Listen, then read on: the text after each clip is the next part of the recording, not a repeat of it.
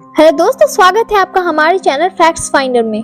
Title देखकर आप सब तो समझ ही गए होंगे कि आज हम किस टॉपिक पर बात करने वाले हैं। तो बिना समय गवाए आज के इस वीडियो को शुरू करते हैं। दोस्तों, क्या आपको पता है कि ऐसी गुफा है जिसके जितने सामने जाओ उतना शरीर का वाइब्रेशन बढ़ने लगता है और इसके चलते एक इंसान ने अपनी जान भी गंवाई है।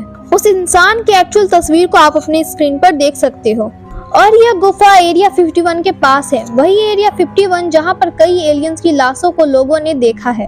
दोस्तों, एलियन की कई सुपर क्रेजी थ्योरीज हैं जो कि हमें इस यूनिवर्स की साइज के बारे में सोचने पर मजबूर कर देती हैं।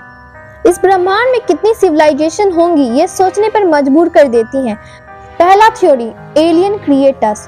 कई थ्योरिस्ट ये मानते हैं बिलियंस ऑफ ईयर पहले जब ये धरती सुनसान थी तब एक एलियन ग्रुप धरती पर विजिट किया था। धरती पर लाइफ का सबसे पहला बीज बोया था, यानी कि वो समुद्र में कुछ ऐसे केमिकल्स को डाले थे, कुछ ऐसे अमीनो एसिड्स को डाले थे जिससे लाइफ शुरू हो सके, जीवन पनप सके और ऐसे ही जीवन की शुरुआत हुई। इस थ्योरी के हिसाब से वो आज भी हमें ऑब्जर्व करते होंगे कि हमारी बनाई गई क्रिएशन कैसी चल रही है। Wow, what a crazy theory.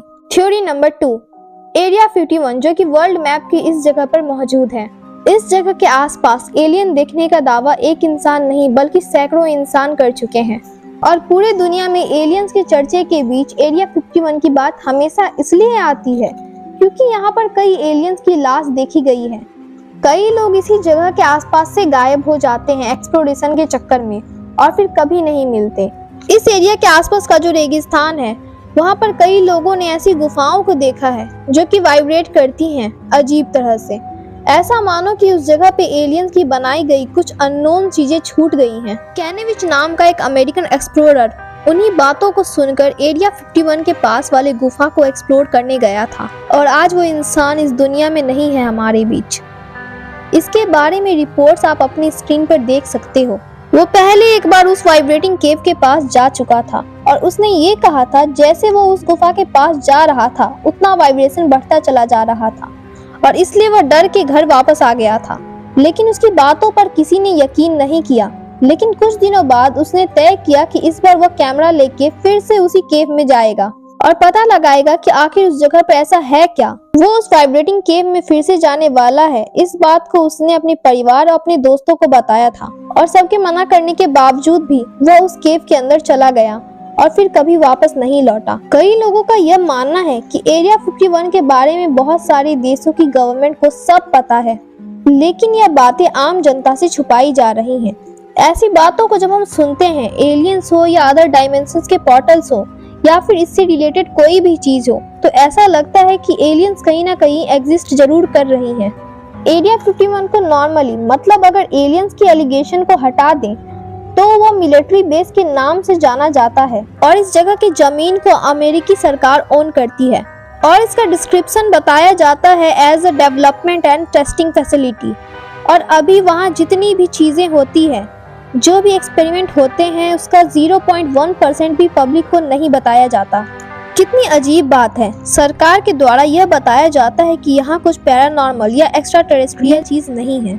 सरकार का कहना है कि ये कोई सीक्रेट प्लेस नहीं है, लेकिन जब वहाँ के काम को बताने की बारी आती है तब 0.1% भी किसी को बताया नहीं जाता। एरिया 51 इतनी सीक्रेट थी कि 2013 से पहले ये जगह मैप पर एग्जिस्ट ही नहीं करती थी।